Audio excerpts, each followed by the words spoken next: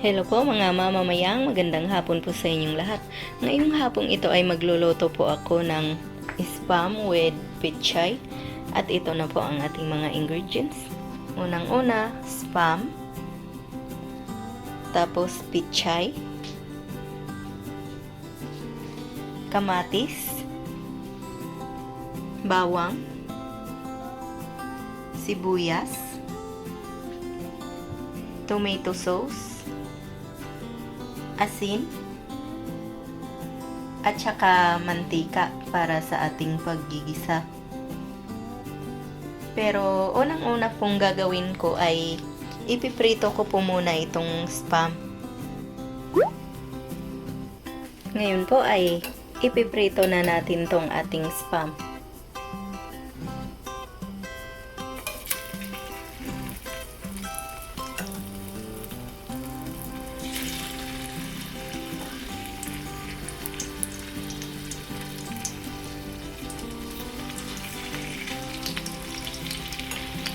Tapos hihintayin lang natin to siya na mag golden brown.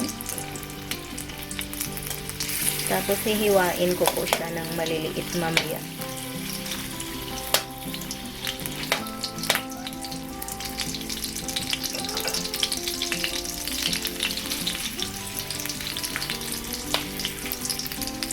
Ayan po.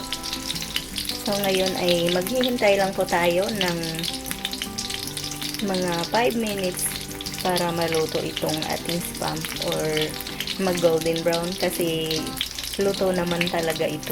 Kaya lang kailangan ko lang na iprito muna. Ngayon po ay babaliktarin na po natin to.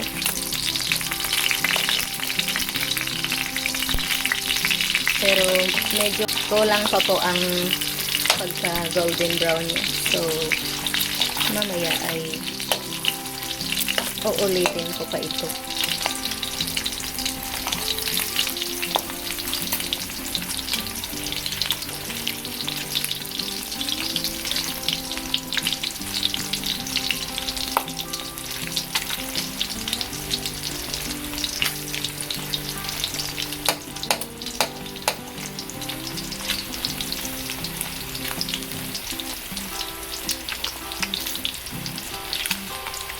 Ngayon po ay iikotin na po natin to.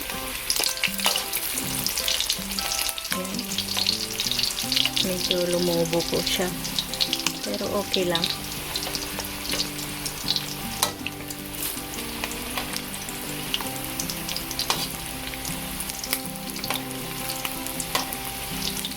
First time ko lang pong lutuin to. Pero nakakatipid po tayo nitong recipe ito. Sigurado po ako na masarap to. Lalo na pag nagtitipid ka. Mahal pa naman ngayon ang mga bilihin. Kagaya ng isda at saka mga karne. So, habang medyo mahal pa ay magtsatsaga muna ako nitong spam. Pero wag lang palagi, kasi nakakasira din to sa sa kidney kapag palagi. So okay lang basta paminsan-minsan lang. Tsaka nakakasama siya sa ating kalusugan kapag palaging ganito ang iuulam niyo. Pero meron naman siyang gulay. At least balance. So, mamaya ay ipapakita ko po sa inyo kapag hahanguin ko na to. Ngayon po na medyo pumula na tong ating spam ay hahanguin na po natin.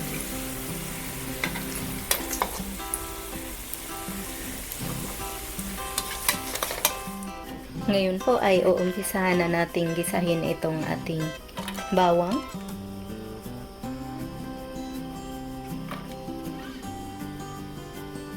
Yung mantika na pinagprituhan ko kanina sa spam ay yun din ang ginamit ko kasi malinis naman siya. Ngayon ay hahaluin na natin.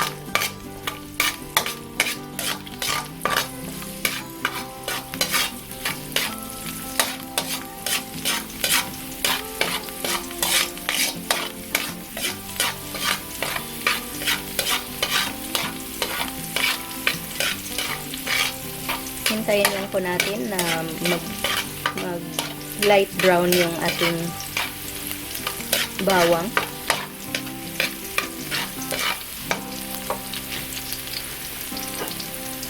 Ngayon po ay isusunod na natin ang ating sibuyas.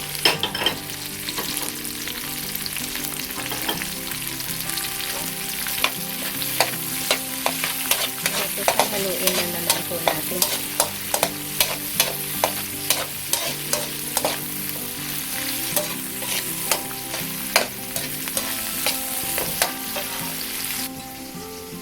Yung spam po pala ay hiniwa ko siya ng maliliit.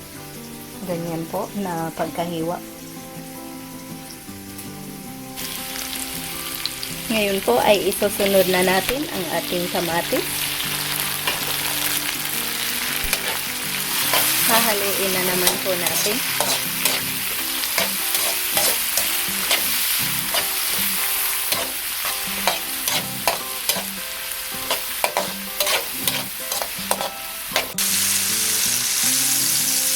Ngayon po ay ilalagay na natin ang ating spam.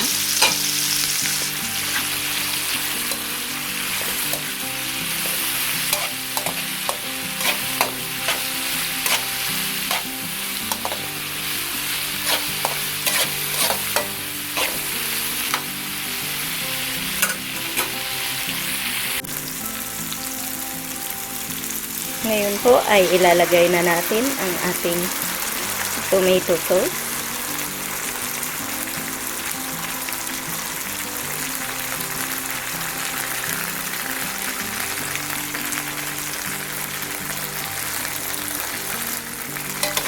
Hahaluin na po natin.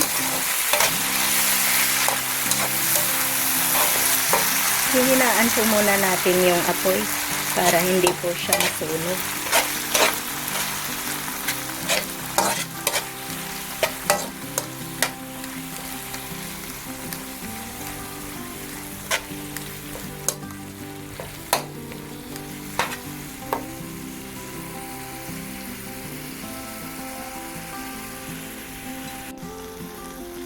Ngayon po ay maglalagay po tayo ng konting asin.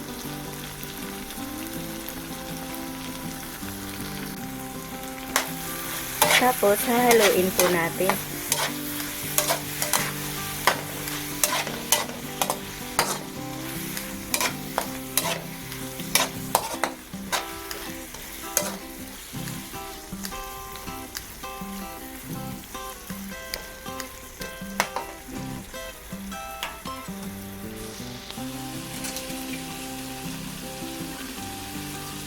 Ngayon ay ilalagay na po natin ang ating pechay.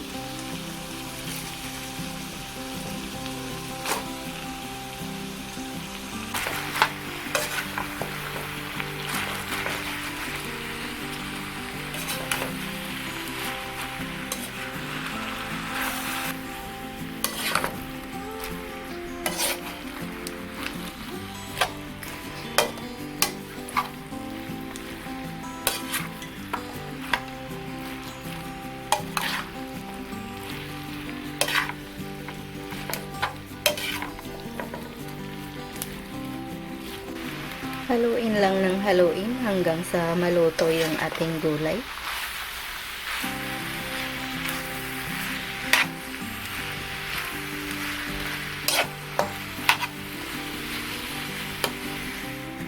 Ngayon po ay luto na ang ating spam with pechay.